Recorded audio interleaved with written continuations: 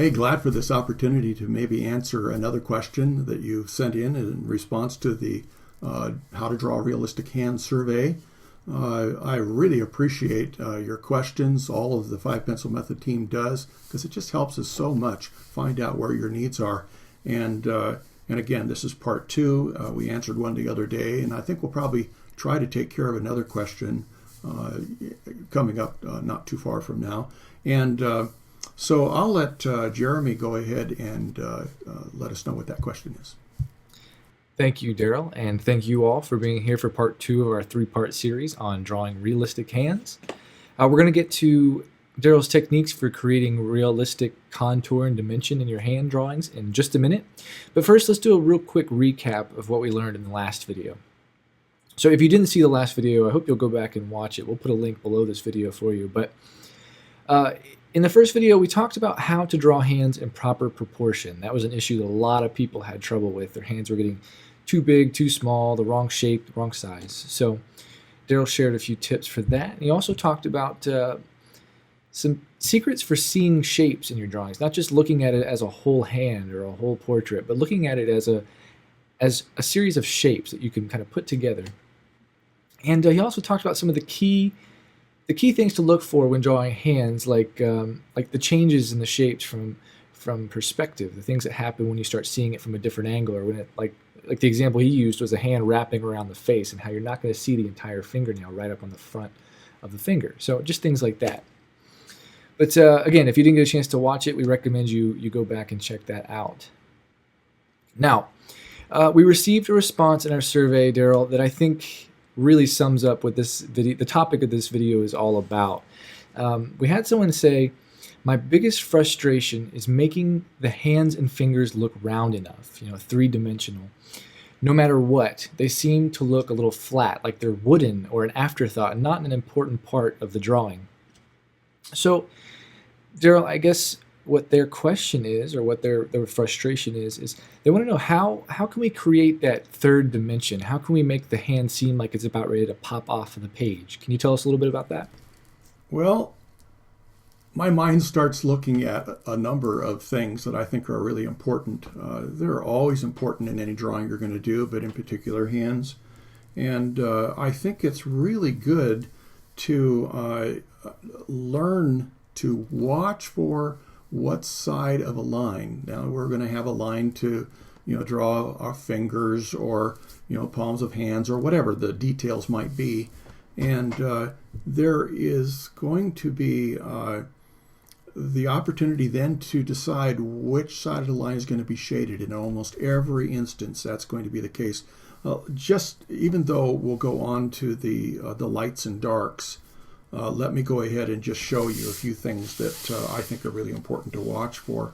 I have this hand reference handy here. That's a good pun, isn't it?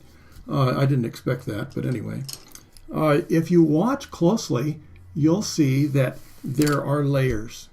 There is a finger here with this finger on top. It's shading that one. And this finger is in front of that one, blocking our view of the rest of the finger. So you'll notice that there is this level, there's this level, then this one's over the top of that, then this one's over the top of that, and even within this thumb structure in the palm, you'll see that this is blocking our view of this. Oh, yeah, I got to get this in the frame. You'll see that this part of the thumb is actually in front of this, and this is in front of that. So here's a great opportunity for us to be able to start looking at levels just by doing something like when you have your sketch, you want to draw out whatever you're going to do to the best of your ability. And then I don't want these lines to become the guide for how dark I'm going to go with my values. So one of the first things I want to do is get these tapped back so that I am not influenced by how dark it is and have to, because I'm going to put value up next to it. I'm going to dedicate these lines, and I don't want those lines to decide that I've got to go darker than I really should, just to make sure that the line is taken away, because a line says nothing. This is one of the problems. We can have a line here, and if we just leave it just a simple line, then we don't know what is shading what. And if we look at this, we'll notice that this thumb right here is shading the finger. So all I have to do is take this and shade it this way, making sure that the side that has a shadow has a soft edge. This is really important to get as clean as you can. But then we have this thumb shading this one. So as I turn this around, better get this right, as I turn this around, in principle, we're going to be saying, okay, then this side is shaded, because this is blocking our light going onto that thumb a little bit. Now see, these are really important because, and this is one of the exercises I really recommend people doing, when you have an initial line, you want to be able to see how much of how little room you need to make sure that it's what I call dedicated. Probably be better to do it from a little harder pencil. But when I have a simple line, this is a good exercise. How can I communicate that this is shaded on one side in a very small space? Sometimes you have the luxury of coming out of your ways, almost like the patch exercises in the core concepts, which I still encourage any of you to take advantage of. They're free. And you can go over there and have those lessons and just find out maybe some very important things for, creating a much more effective drawing. And they're just key elements and principles that they're good for drawing or painting or anything. So here we have a shingling of the hands. If I just leave this as a line, then it looks like this finger is skinny. But as soon as I go like this, and I realize that this one's in front of that one, well, then it starts creating a little different picture. And then I find out that, I see maybe this finger is going down behind this one. So I want to probably shade it on this side because this finger is in front of that one. I didn't have that in the camera very good. And then over here, this is still, I have to look really close, but this is still in front of this finger. And so, but shingling, it's just like this again. Shingling it helps me understand that the finger isn't that skinny. It's just one's in front of the other. And as we have this finger at the distance, and this one's blocking our view a little bit, and this one's blocking our view even, of that next one, and the next one is blocking our view, well, then we have that stair-step, situation, which is just like we have here. Even parts of the hand, we have the base of the thumb, it's shading this. But this crease here is shading that because we have all different levels. Now the other thing is, can we pay attention to light and dark? I think that was basically the question, was how can we make sure that we have something coming forward or showing that there's an apex to the curve? How can we show that something is lighter? Well, sometimes there's a real good opportunity if you can make something much darker. Then you can see how your light is working. And I don't want to follow this, but you can see how this is in front of this, but we have a brighter portion right here. We can see where the high part is.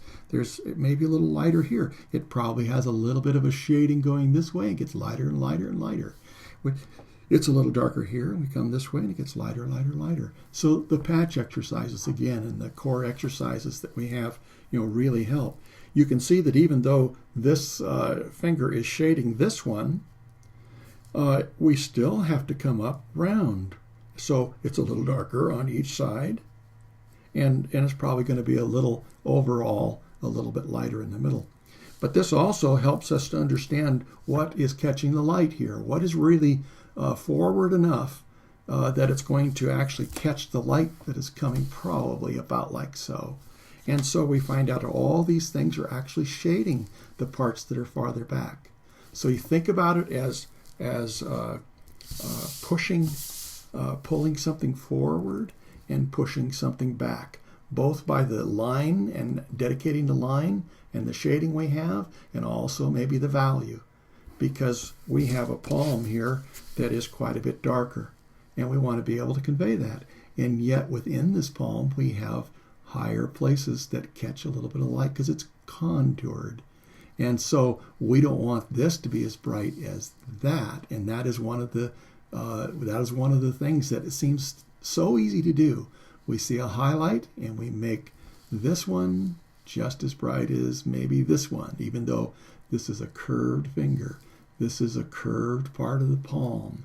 And we have a lighter part here, but it isn't as bright as something that's catching the light. Everything's contoured. That's one reason why I don't like to go too dark with my drawings, because even in dark areas, I like to be able to show that there's contour and dimension. And so I don't know that some of those things may help. The patch exercise, again, is a wonderful thing besides this, because we can take a clean edge, which we need so often. I can't separate two different dimensions without having a clean edge, but I don't want to leave it a line because it says nothing about contour. And so almost everything on the body, there isn't anything that's absolutely flat. But you'll find that's the way it is in most things. Things end up by being, having some contour or effects of lighting in some way.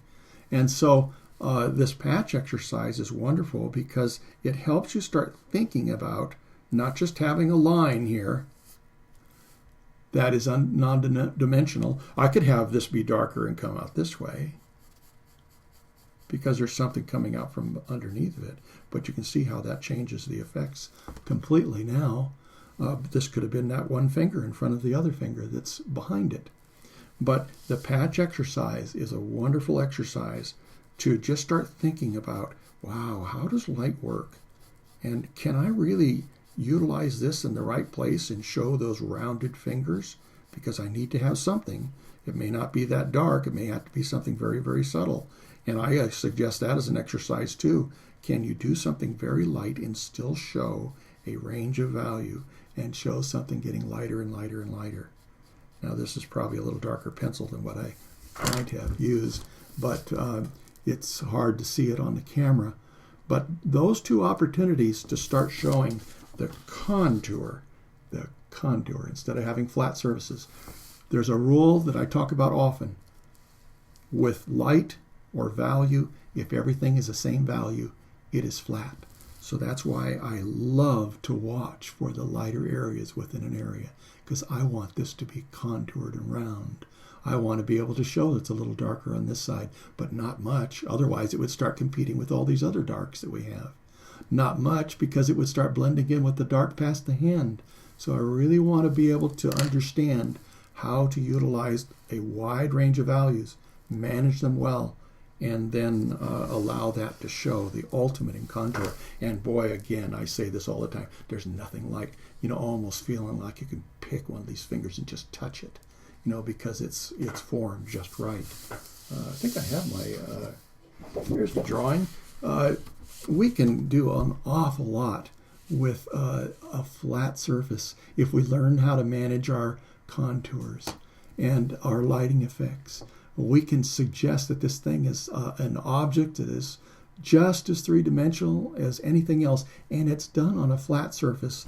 And the way we can do that is to make sure that we understand how to make, set this aside, how we can make those gradations and contours and watch it go from dark to light or light to dark, and be able to dedicate lines, being able to cast a shadow on the right side or the other, and making sure that we understand what is in front of what. So that power of pushing something back and pulling something forward, both by how we cast a shadow and also by value. So I hope that helps just a little bit. Sure, there's some practice in there. There's a lot of practice. Over time, you'll just keep getting better and better and better. But understanding some of these very basic principles and knowing what to practice will really help you to be able to have a goal and have something that you can try to achieve. And it doesn't have to be done all at once. Some of the simplest things can be made dynamic and very dimensional if you follow some of these rules. So I hope that helps a little bit. Anyway, we'll get back to you, Jeremy. Oh, well, great. Thank you very much for your time today, Darrel. We really appreciate it. You're welcome. I hope it answered it. There's always so much to say, There's so many things that I'm excited and passionate about art. and helping people be able to accomplish even more, with their drawing. And so things are so closely related. It's hard to isolate just one thing without explaining why I'm even thinking about it. So I hope no one minds, but it might help you. So. Yeah, it really does. Thank you for laying out some of those guidelines and rules. It's very helpful. So. And did you say we have another question we're going to do another time? Or? Yeah, in part 3, we're going to cover skin texture. It's so easy to make those subtle creases and the folds in the hand end up looking like cracks or crevices. So in this next video, Darrel, we're hoping you'll show us some secrets for making these assets instead of a distraction. Yeah, because they're there. It's tempting to see something and make too much out of it too. So that's a great opportunity, whether it's creases or whatever on a face or hands or whatever you might be drawing. It's really good to start paying attention. So we'll see what we can do with that. Yeah, so you're not going to want to miss this next presentation. A lot of vital information there. And we're really looking forward to sharing it with you. So in the meantime, though, if you have any questions, comments, concerns, whatever it may be, we invite you to give us some feedback below this video.